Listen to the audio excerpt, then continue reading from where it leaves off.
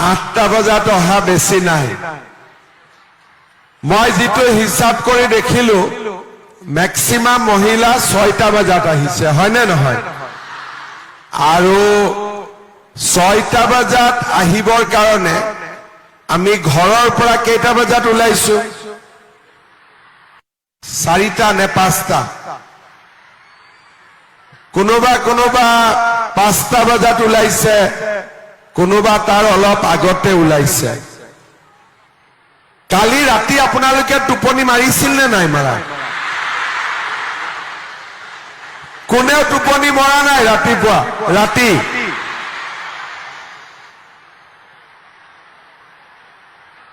বাপৰে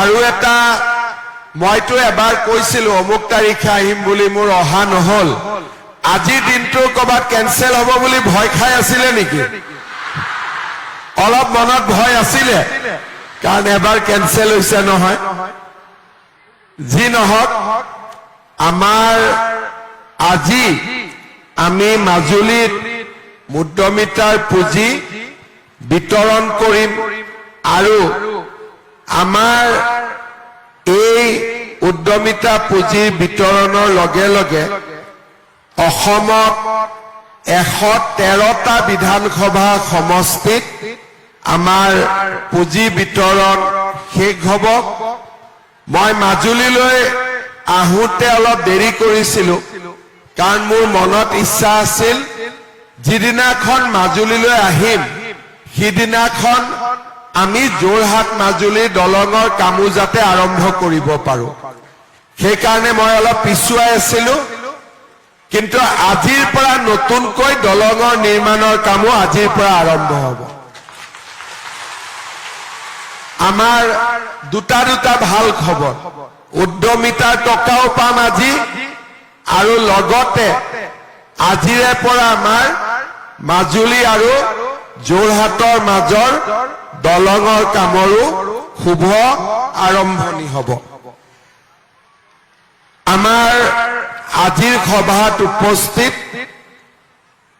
ভাৰত চৰকাৰৰ মন্ত্ৰী শ্ৰী পবিত্ৰ মাৰ্ঘেৰিটা ডাঙৰীয়া মন্ত্ৰী যোগেন মহান ডাঙৰীয়া মাজুলী সমষ্টিৰ সন্মানীয় বিধায়ক আৰু আজিৰ গোটেই সভাখন যিজন ব্যক্তি আয়োজন কৰিছে শ্ৰী ভুৱন গাম ডাঙৰীয়া ঢকুৱাখানা সমষ্টিৰ সন্মানীয় বিধায়ক নৱ দলে ডাঙৰীয়া মাজুলী সাংস্কৃতিক বিশ্ববিদ্যালয়ৰ উপাচাৰ্য প্ৰফেসৰ নিৰুদ বৰুৱা ডাঙৰীয়া দীপক গোস্বামী ডাঙৰীয়া ব্ৰজেন গাম ডাঙৰীয়া ৰঞ্জিত দলে ডাঙৰীয়া বীৰেন শইকীয়া ডাঙৰীয়া বিতুপন দলে ডাঙৰীয়া মনোজ বৰুৱা ডাঙৰীয়া তৈলোক্য পামেগাম ডাঙৰীয়া মুকুল পেগু ডাঙৰীয়া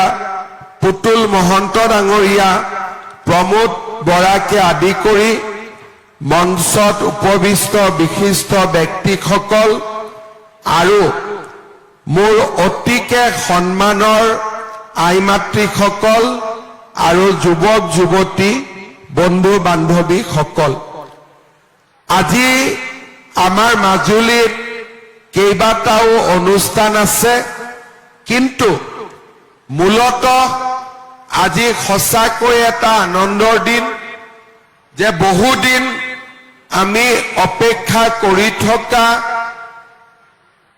মাজুলী সমষ্টিৰ আইমাতৃসকলে আজি এই সভাতেই 10,000কৈ টকা মহিলা উদ্যমিতা অভিযানৰ জৰিয়তে লাভ কৰিব আমাৰ মাজুলী সমষ্টিত হিতাধিকাৰীৰ সংখ্যা হৈছে 31,952 গৰাকী অৰ্থাৎ আজি দিনটোত আমি মাজুলীৰ মহিলাসকলক চৰকাৰৰ পৰা প্ৰায় 32 কোটি টকা আপোনালোকৰ একাউণ্টত আজি আমি পঠাই দিম বা আপোনালোকৰ একাউণ্টত টকা আজি ট্ৰান্সফাৰ হ'ব।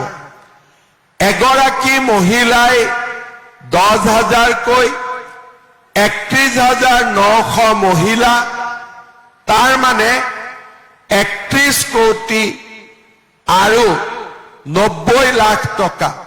আমি সহজ ভাষাত 32 কোটি বুলি ক'ব পাৰো। আজি আমাৰ মাজুলীত এক প্ৰকাৰ ক'ব গ'লে মাজুলীৰ গাঁৱত যিমান মহিলা আছে আজি প্ৰায় সকলোবোৰে মিটিঙত আহিছে। এতিয়া গাঁৱত গ'লে মহিলা বিচাৰি পোৱা নাযাব আজি, হয়নে নহয়? প্ৰায় গাঁৱৰ পৰা আহিছে আৰু গাঁৱৰ প্ৰায়বোৰ মহিলাই আজি এই মিটিঙলৈকে আহিছে। ইয়াত আমাৰ বাইদেউসকলো আছে, ভণ্টিসকলো আছে, আমাৰ বয়োবৃদ্ধ আই মাতৃসকলো আছে। আপোনালোকে মোক কওক, মাজুলীত ইমান ডাঙৰ মহিলাৰ মিটিং কেতিয়াবা আগতে হৈছিলে নেকি? অলপ মনত পেলাই কওকচোন, আগতে ইমান ডাঙৰ মহিলাৰ মিটিং কেতিয়াবা মাজুলীত হৈছিলে নেকি? আৰু মহিলাসকল মিটিং 11টা বজাত, মিটিঙত 6টা বজাতে অহা আগতে কৰবাত মিটিং এনেকুৱা হৈছিলে নেকি? এইবাৰ আমাৰ মহিলাসকলে ৰেকৰ্ড কৰিছে। আমি যেতিয়া বিজেপিৰ মিটিং পাতো বা আন যিবা মিটিং পাতো, আমি সাৰ্কিট হাউচত বহি থাকো, খবৰ লচোন মানুহ হলনে নাই, মানুহ হলনে নাই। তাৰ মানে 11টাত মিটিং দিলে মিটিং 12টাত আৰম্ভ হয়, কাৰণ মানুহ আহি পাওঁতে দেৰি হয়। কিন্তু মোক ৰাতিপুৱাই মাজুলীৰ পৰা ফোন কৰিছে 7টা বজাতে যে হল ফুল হৈ গৈছে, দাদা আপুনি সোনকালে আহি যাওক। এনেকুৱা মিটিং আমি অসমত আগত কেতিয়াও দেখা পোৱা নাই। অকল উদ্যমিতাৰ মিটিঙতহে আমি এনেকুৱা পৰিৱেশ দেখা পাইছো। গোটেই অসমতে মহিলাসকলে 4 ঘণ্টা 5 ঘণ্টা আগত মিটিঙলৈ আহিছে আৰু মিটিং শুনিছে, কথা শুনিছে আৰু এটা আনন্দৰ মন লৈ ঘৰলৈ উভতিছে। আজি আমি আপোনালোকক এখনকৈ চেক দিম, 10,000 টকাৰ চেক। চেকখন পোৱাৰ লগে লগে আপোনালোকে বেংকত জমা দিব। মই এই কথাটো কিয় কৈছো, বহুত মহিলাই চেকখন জমা নিদিয়ে বেংকত আৰু ঘৰত চেকখন থৈ দিয়ে। মই সুধিছিলো এগৰাকী মহিলাই কেইদিনমান আগতে ফেচবুকত কান্দি কান্দি কলে, মামা মোৰ চেকখন নিগনিয়ে কুটি দিলে। তেতিয়া মই খবৰ ললো যে নিগনিয়ে চেকখন ক'ত পালে। তেতিয়া মহিলাগৰাকীয়ে কলে যে চেকখনত মোৰ নামটো লিখা আছে, গতিকে মই 2 দিন পিছত বেংকত দিও বুলি টেবুলৰ ওপৰত থৈ দিছিলো, তাতে নিগনিয়ে চেকখন পাই গল। মইতো চেকখন ঘূৰাই দিলো, কিন্তু কাবাৰ যদি চেকখন ৰাখিব ইচ্ছা আছে মোবাইলত ফটো এটা মাৰি ৰাখি দিব, কিন্তু একচুৱেল চেকখন লগে লগে বেংকত জমা দি দিব। হ'ব? এতিয়া আপোনালোকে এটা কথা বুজিব লাগিব যে আজি যিখন চেক পাব সেই চেকখন হৈছে আৰম্ভণি। তাৰ মানে আমি যিটো উদ্যমিতা আঁচনি বনাইছো, সেই আঁচনিৰ লক্ষ্য খালি 10,000 টকা দিয়া নহয়। এই আঁচনিৰ লক্ষ্য কি? মহিলাসকলক চৰকাৰে সহায় কৰি গৈ থাকিব, যাতে আপোনালোক লাখপতি বাইদেউ হিচাপে নিৰ্মাণ হ'ব পাৰে। লাখপতি বাইদেউ কি এইটো এটা নাম, কিন্তু তাৰ উদ্দেশ্যটো কি যে আমাৰ পৰিয়ালক পুৰুষৰ লগতে মহিলায়ো যাতে ইনকাম কৰিব পাৰে, উপাৰ্জন কৰিব পাৰে আৰু ঘৰখনৰ বিকাশত উন্নতিত পুৰুষৰ লগতে মহিলাগৰাকীয়েও যাতে অকণমান হলেও বৰঙণি আগবঢ়াব পাৰে। আজিৰ পৰা 100 বছৰ আগতে, 50 বছৰ আগতে আমাৰ মহিলাসকল পাকঘৰত আছিল। ঘৰৰ বাহিৰত মানে নামঘৰত ওলাব আৰু পাকঘৰৰ কাম কৰিব।